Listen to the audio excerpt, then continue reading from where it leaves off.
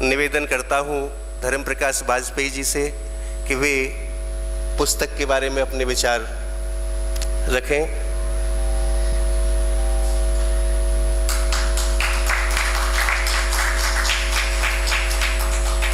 ये लेखक का बहुत बड़ा सपना होता है, लिखते लिखते रातें गुजर जाती हैं, दिन गुजर जाते हैं, और तब कहीं सौभाग्य होता है उस लेखन का पुस्तक रूप में प्रकाशित होने का। मैं अब जोरदार तालियां चाहता हूं श्री वाजपेयी जी के लिए। परम आदरणीय आज के कार्यक्रम की अध्यक्षता कर रहे हिंदी के कालजयी रचनाकार, हम सबके प्रेरणा स्रोत प्रोफेसर विश्वनाथ त्रिपाठी जी, मंच पे विराजमान दिल्ली विश्वविद्यालय के प्रोफेसर डॉक्टर देव प्रकाश और मेरे अजीज मित्र 30 साल पुराने डॉक्टर देव प्रकाश मिश्र जी, मेरे अजीज मित्र प्रवासी संसार पत्रिका के संपादक तथा अवध के क्षेत्र में सांस्कृतिक आंदोलन चलाने वाले अजीज मित्र डॉक्टर राकेश पांडे जी, देश के वरिष्ठ समाजसेवी तथा राष्ट्रीय भारतीय जनता पार्टी के राष्ट्रीय सहयोग सेल के संयोजक, मेरे अति प्रिय सम्मानित जिनके प्रति मैं बहुत श्रद्धा का भाव रखता हूं, आदरणीय श्री सुरेश श्रीवास्तव जी, मेरे प्यारे इस आज के कार्यक्रम में भागीदारी करने वाले सारे मित्रों,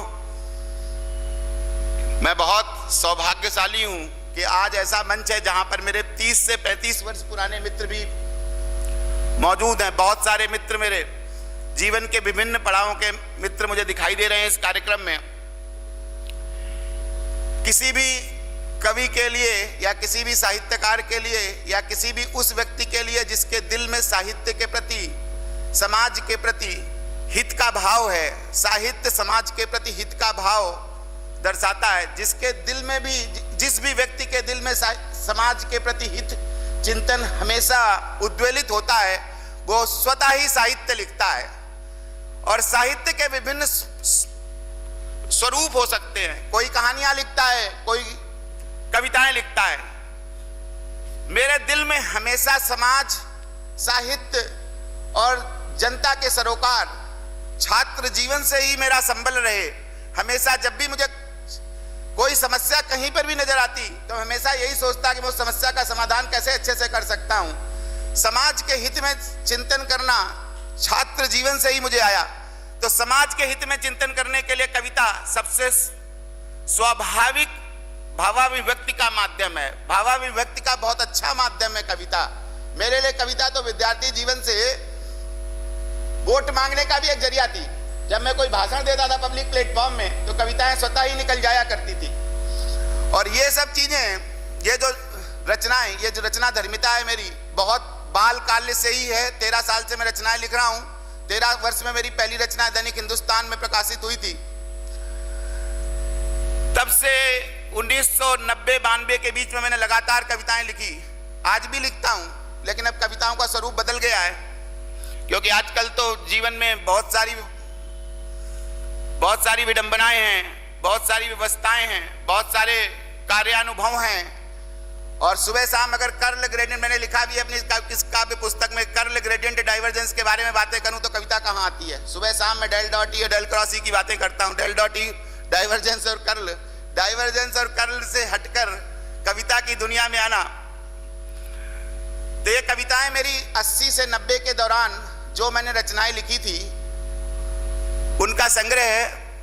लगातार इन 3 वर्षों में कुछ ना कुछ तो कविताएं में लिखता रहा, बहुत सारी तुकबंदियां लिखता रहा। फिर मैं अभी बहुत सारे साहित्यकारों के संपर्क में आया, बहुत लगातार साहित्यिक मंचों में शामिल होता रहा। उनका लगातार प्रेशर रहा इतने सालों से कि जितनी रचनाएं लिखी हैं तुमने, 300 से ज्यादा रचनाएं लिख रखी हैं, तो उनमें से सिर्फ 130 संकलित करी। अभी बहुत सारी और भी संकलित होना बाकी। अभी बहनूलाल जी गर्ग हमारे बाल साहित्यकार भीलवाड़ा में रहते हैं, वो कह रहे हैं अपने बाल गीत संग्रह भी बहुत जल्दी छपवा लो। तो बाल गीत संग्रह दूसरा, इस संग्रह के बाद बहुत शीघ्र ही 3 महीने के अंदर दूसरा संग्रह भी मेरा ऑलमोस्ट प्रकाशित होने जा रहा है। मैं तो ज्यादा समय नहीं लूंगा, क्योंकि आज का कार्यक्रम बहुत संक्षिप्त मान्यवर अध्यक्ष जी ने भी बहुत कम समय दिया है और विशिष्ट अतिथि जी का भी समय और सबका समय महत्वपूर्ण है। तो कविता भावाभिव्यक्ति का अच्छा माध्यम है। और कविता क्या है, कविता में क्या क्या कहा गया, मैंने मेरे भावों का प्रचार का बहुत अच्छा माध्यम था।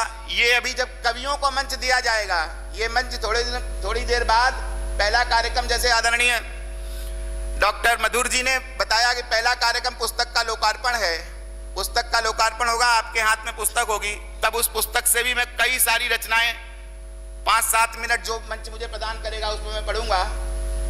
ये रचनाएं राजनीतिक हृदय का भाव भी है। मैं इस तरीके से भी कहूं कि राजनीतिक हृदय जो सामाजिक सरोकारों के साथ हमेशा संलग्न रहा है, उसके पूर्व के चीजें भी हैं इसमें।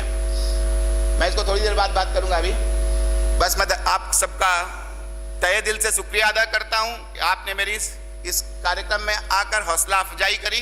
बहुत बहुत धन्यवाद।